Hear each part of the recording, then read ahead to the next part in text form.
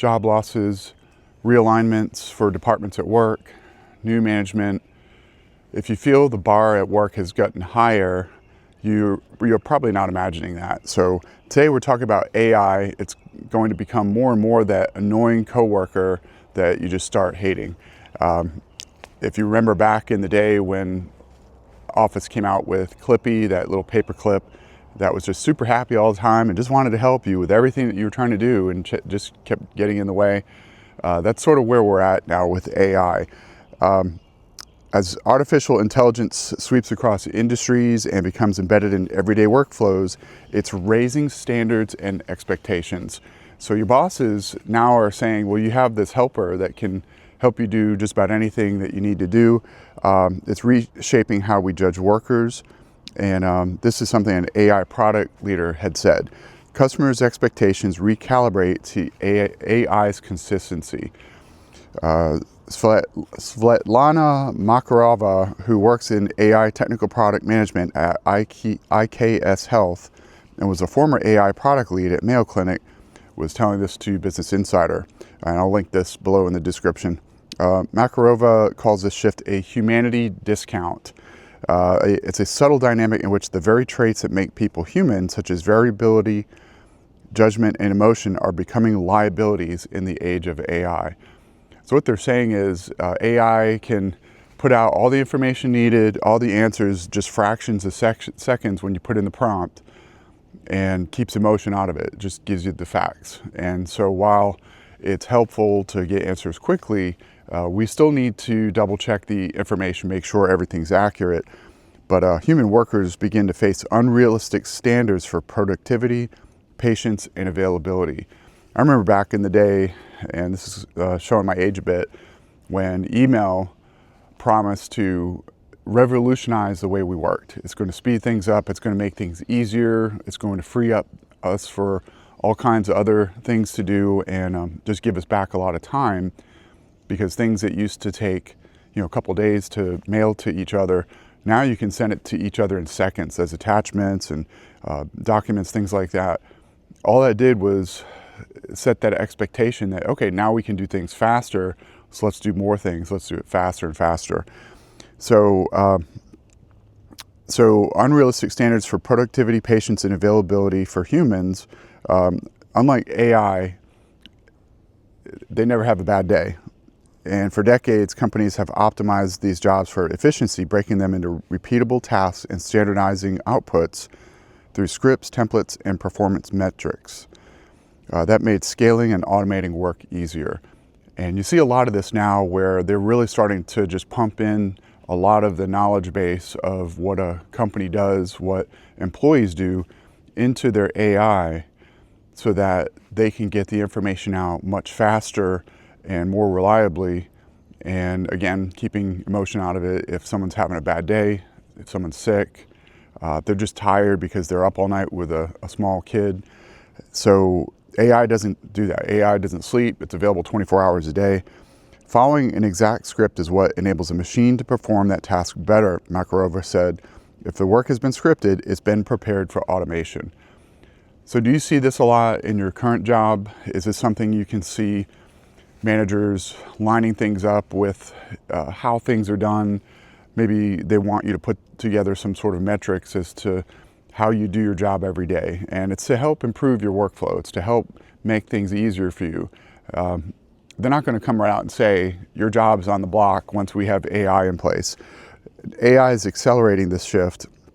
Their system's trained on years of structured workflows and can replicate those tasks with growing accuracy.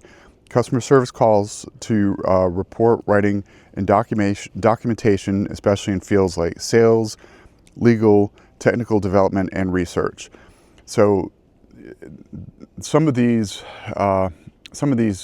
different fields, AI does a great job at understanding the customer's questions and giving them the answers they need quickly with regards to whatever problem that customer is trying to solve.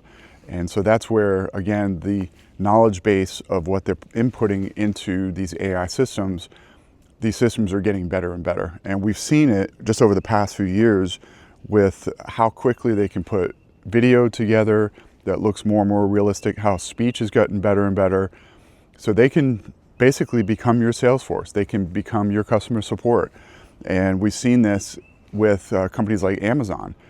You reach out to Amazon on chat, you're dealing with AI. They are fully embracing that, and they don't want you talking with a human. The couple times I've tried recently, they basically keep saying, I can help you with anything that you need, and just sidestepping the whole dealing with a customer support agent.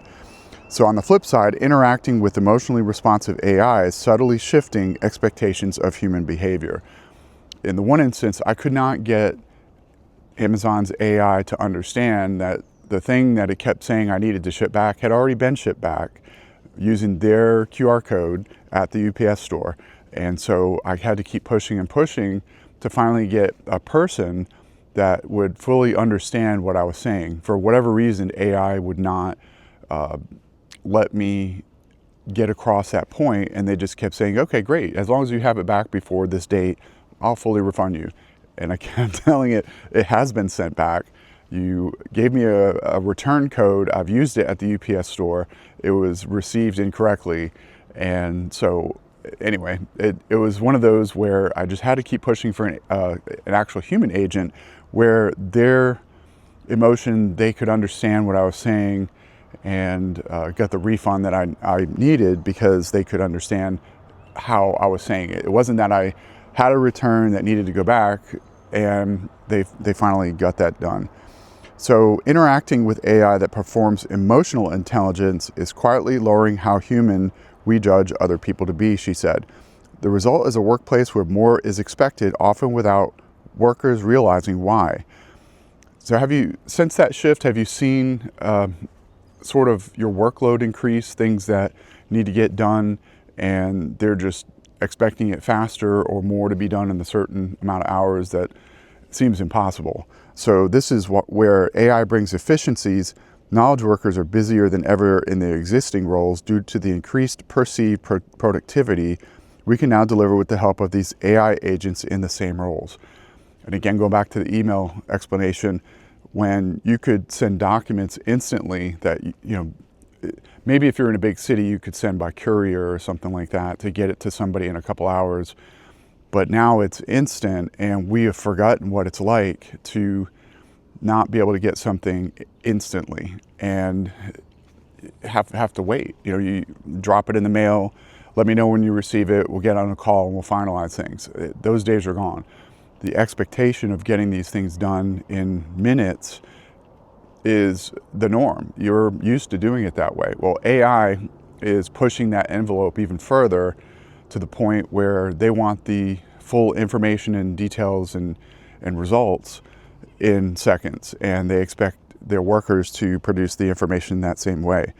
To stay competitive, Makarova said workers should focus on what AI can't replicate, making decisions under uncertainty, reading complex social dynamics, and applying deep expertise. So a lot of workers nowadays that have been with the company for 20, 30 years, a lot of what they rely on is expertise. So you may have facts as far as what maybe your product demand is, what your inventory levels are, what's going on in the plants, but you have expertise knowing how things have gone in the past about lead times, about issues that are going on with workers, holidays, and what the buying cycle might be that AI really can't figure out just yet. So these are some things that humans at this point can still take care of and hopefully keep their job, where AI can't fully replicate that yet. The people who catch what AI misses are the ones who can hold ambiguity and make defensible calls when the data is incomplete. Makarova's assessment comes as workers are growing anxious about AI's impact on their jobs, with many fearing that using the technology could ultimately help train their own replacements. So for years, different people that I know, they were concerned that when more and more of the plants shut down here in the States, and that then went to maybe Central America, the Caribbean, maybe it went over to Asia.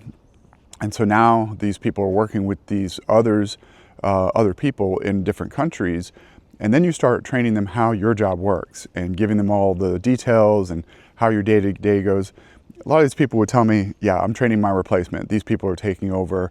It might be a year, it might be 5 years, who knows, but they're gonna take my job. And they were right. A lot of people over the years in different industries that I know have lost their jobs where everything went overseas and they lost their jobs because of that. So AI's impact, where your boss is telling you, okay, we're running all this through AI, we're trying to come up with ways to do things better, make your job easier. Is it really?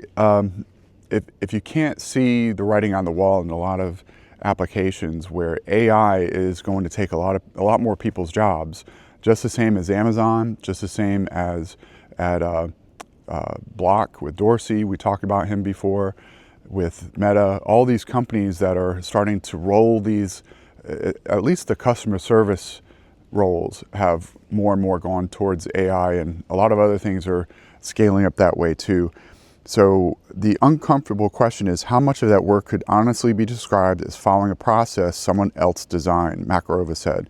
If the answer is more than half, the scripting has already done its work. Automation is the next step.